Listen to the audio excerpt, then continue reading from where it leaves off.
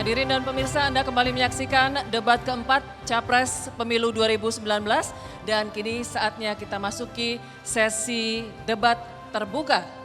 Di sesi ini hadirin dan pemirsa, kedua kandidat dapat mengajukan pertanyaan dan berinteraksi secara langsung. Dan dalam debat terbuka putaran pertama ini, setiap capres mendapat kesempatan yang sama untuk melempar pertanyaan sebagai pembuka debat. Kemudian secara langsung ditanggapi oleh capres yang lain.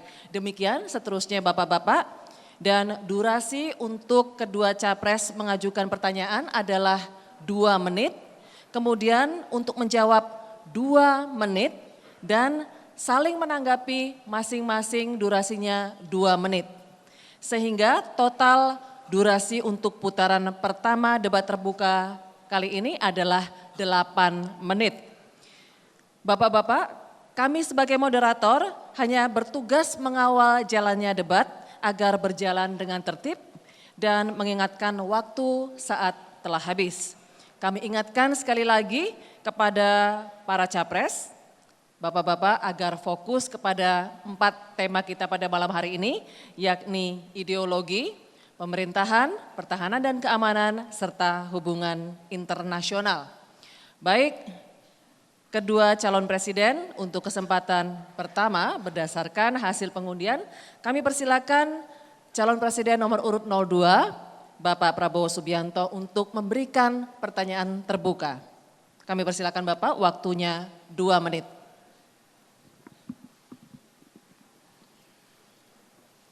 Baik, kita bersama-sama ikut bertanggung jawab untuk pertahanan keamanan bangsa kita. Jadi saya di sini mempermasalahkan sedikit bahwa anggapan bahwa kondisi pertahanan keamanan kita ini sudah memadai, ini saya pertanyakan.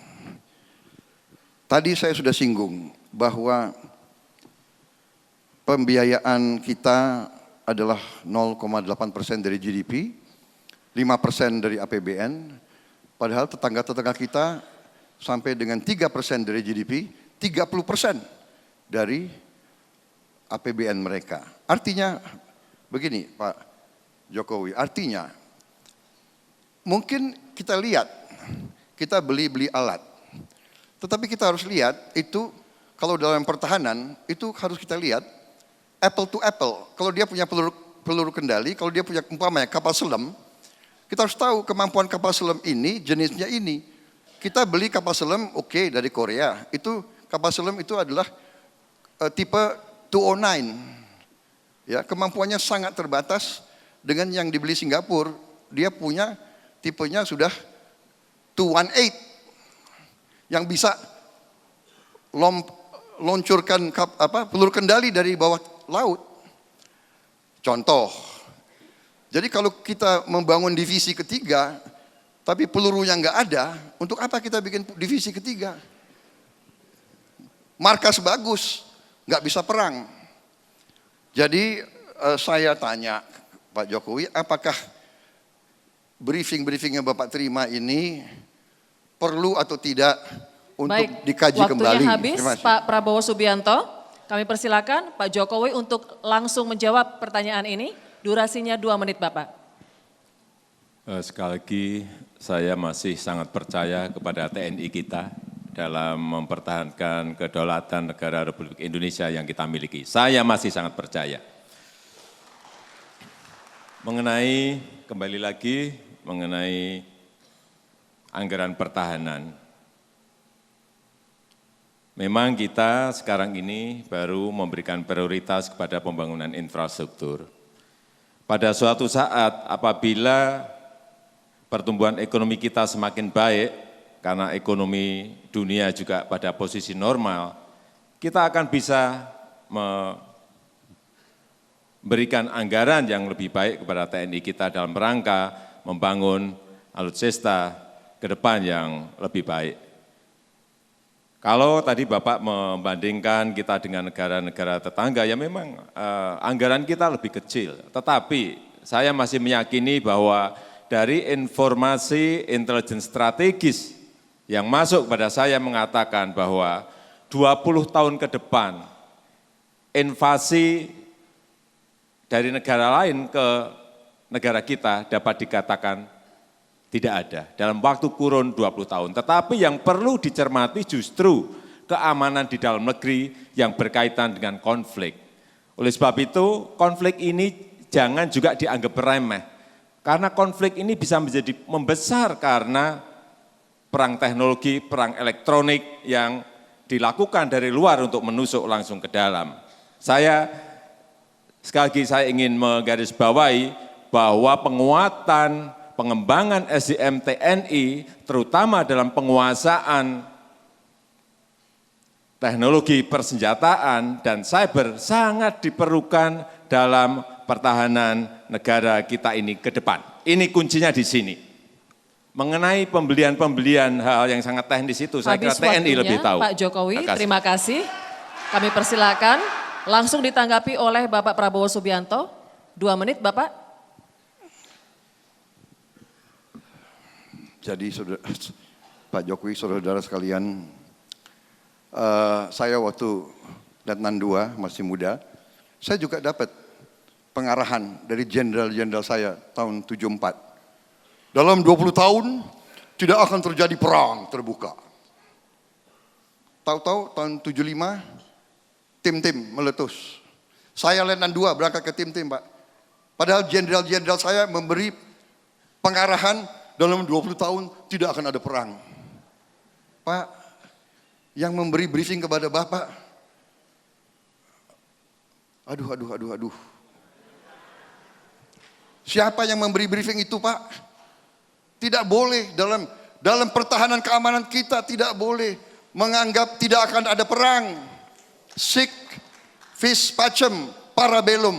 Artinya, kalau menghendaki damai, siaplah untuk perang. Laut kita kaya, hutan kita kaya. Negara-negara lain mengincar kekayaan kita. Bagaimana kok ada briefing ke presiden? 20 tahun tidak akan ada invasi. Itu tidak benar. Saya katakan di sini, Pak, tidak benar itu, Pak. Yang beri briefing Bapak harus, saya nggak tahu deh apa dia apa ini. Kalau saya presidennya, ya saya ganti itu yang kasih briefing itu. Karena saya mengalami, tidak benar, tidak boleh ada yang mengatakan dalam sekian tahun tidak akan perang. Kita tidak tahu niat orang lain, kita tidak tahu. Saya menerima briefing, waktu saya mau dilantik, dalam 20 tahun tidak akan perang. Tahun depan kita ke tim-tim. Ini menurut saya penyakit bangsa Indonesia. Kok berani laporan ke Panglima tertinggi seperti itu? Saya kira ini masalah ini bukan salah Bapak. Baik Bapak, tapi waktunya perlu habis Bapak Pak Prabowo. cek kembali Terima kasih. briefing Bapak itu. Kini giliran. Baik, mohon tenang mendukung Capres 02. Debat Kami masih berlanjut. Mohon tenang terlebih dahulu. Terima kasih. Baik, langsung ditanggapi Pak Jokowi, kami persilakan, waktunya sama 2 menit. Ini yang namanya perkiraan. Artinya intelijen strategis kita ini memperkirakan, tidak ada. Oleh sebab itu, dalam rangka strategi ke depan, mestinya yang dipentingkan sebelah mana kita menjadi tahu. Jangan sampai kita keliru memperkirakan ke depan, sehingga strateginya juga menjadi keliru. Inilah yang ingin saya garis bawahi. Bukan tidak, tetapi diperkirakan. Intelijen strategis memperkirakan. Jadi perkiraan. Dan perkiraan bisa betul, tetapi juga bisa keliru. Oleh sebab itu, kembali lagi ingin saya sampaikan bahwa penguasaan teknologi, persenjataan, dan cyber ini sangat-sangat diperlukan dalam pertahanan kita ke depan. Oleh sebab itu, kenapa tadi saya menyampaikan bahwa pemasangan radar udara kita di 19 titik sudah dilakukan, pemasangan radar maritim kita sudah 11 titik dilakukan, itu dalam rangka menjaga kedaulatan negara kita Indonesia. Dan kita semuanya pasti setuju bahwa anggaran pertahanan itu harus ditingkatkan lagi, ya setuju. Tetapi prioritasnya tentu saja kita harus ada skala prioritas. Sekarang mungkin kita sudah mengerjakan untuk skala prioritas di infrastruktur. Ke depan, 5 tahun ke depan kita akan membuat skala prioritas lagi di pengembangan sumber daya manusia. Mungkin ketiga nanti di anggaran pertahanan akan menjadi prioritas. Kenapa tidak? Tapi prioritas-prioritas seperti ini ada semuanya untuk kepentingan rakyat, untuk kepentingan masyarakat, untuk kepentingan bangsa, dan untuk kepentingan negara. Terima Baik, kasih. terima kasih Pak Joko Widodo. Waktunya habis dan hadirin dan pemirsa, kita telah menyelesaikan debat terbuka putaran pertama. Kini kita bergeser ke debat terbuka putaran yang kedua. Di putaran yang kedua ini, kami akan ingatkan kembali bahwa total waktu dalam debat terbuka sama 8 menit dan setiap capres berkesempatan berbicara selama 2 menit. Untuk putaran kedua ini kita akan berikan giliran pertama kepada capres nomor urut 01 Bapak Joko Widodo untuk mengajukan pertanyaan kepada capres nomor urut 02. Waktunya 2 menit, kami persilakan.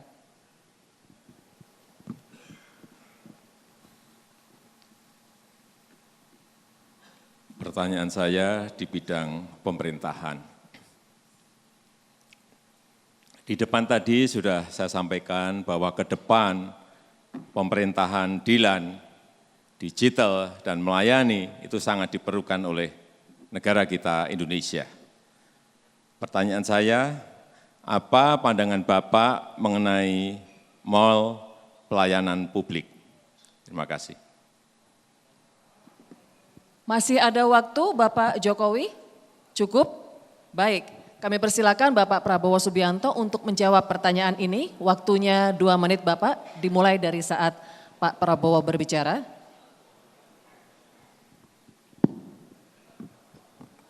Saya berpendapat bahwa sistem, alat, metodologi itu bagus, baik-baik saja. Jadi kalau itu pelayanan publik dan itu maksudnya untuk efisiensi, untuk mengurangi red tape, birokrasi dan sebagainya, saya dukung, tidak ada masalah. Tapi inti bagi saya pemerintahan adalah kembali bahwa lembaga-lembaga pemerintah itu harus bersih. Tidak boleh terjadi korupsi yang besar-besaran di lembaga pemerintah itu. Kalau punya segala sistem online, sistem pelayanan publik satu pintu, dan sebagainya, tetapi tetap political will untuk menghilangkan korupsi itu tidak ditegakkan, ya menurut saya tetap lembaga-lembaga itu lemah. Dan kita mengetahui syarat negara berhasil adalah lembaga-lembaga pemerintah harus kuat, efektif, tidak boleh ada korupsi, tidak boleh ada sogok menyogok, tidak boleh ada jual beli jabatan. Saya kaget, saya baca bahwa ternyata pejabat pemerintah Bapak sendiri memperkirakan jual beli jabatan itu di 90% kementerian. Pejabat Bapak sendiri yang bicara. Ya ini masalah kita bersama. Ya, ini masalah kita bersama. Jadi semua teknologi, semua sistem itu baik. Tetapi kita harus sepakat. Kalau kita sakit, kita harus berani menghadapi penyakit kita. Kalau kita sakit liver, ya sakit liver kita obati. Penyakit bangsa ini korupsi terlalu banyak. Waktunya habis Pak Prabowo. Rakyat Terima tidak kasih. mau korupsi lagi di Indonesia. Terima kasih Bapak. Kami persilakan kepada Capres nomor urut 01 untuk menanggapi. Jadi dengan mall pelayanan publik ini kita harapkan yang namanya kecepatan pelayanan itu bisa diberikan kepada para pengusaha, kepada masyarakat, kepada rakyat yang ingin mendapatkan pelayanan yang cepat. Dan ini sudah ada di 13 kota yang akan terus kita perbanyak di kota-kota yang lain. Di pemerintah pusat sendiri sekarang ada yang namanya OSS, Online Single Submission. Yang dulunya kalau kita ngurus izin bisa 6 bulan, bisa setahun, sekarang 9 izin bisa keluar dalam waktu 3 jam. Justru dengan cara inilah korupsi itu akan berkurang dan akan hilang. Karena ada transparansi, ada kecepatan, ada sistem yang membangun, yang memagari agar orang-orang yang dulunya bisa bertransaksi untuk keluarnya sebuah izin agar cepat itu bisa terpotong.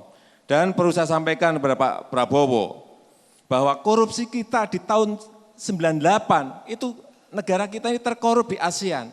Indeks persepsi korupsi kita saat itu adalah 20, saya ingat betul. KPK mengatakan ini, 20. 2014 angka kita menjadi lebih baik, menjadi 34. Dan sekarang ini indeks persepsi kita 38. Artinya ada perbaikan terus. Tidak mungkin kita pengen instan langsung membalik jadi bersih semua, enggak. Tapi sistem saya percaya, sistemlah yang akan memperbaiki negara ini. Dengan sistem yang baik, dengan sistem yang cepat, maka korupsi akan semakin berkurang dan nantinya hilang apabila sistem ini menjadi budaya kita. Menjadi sebuah corporate culture. Dan inilah yang kita harapkan dengan pembangunan sistem-sistem online, sistem elektronik, sistem yang berbasis elektronik, yang cepat, yang cepat dan habis, cepat. Pak Jokowi, terima kasih. Kami persilakan Pak Prabowo untuk langsung menanggapi, waktunya 2 menit.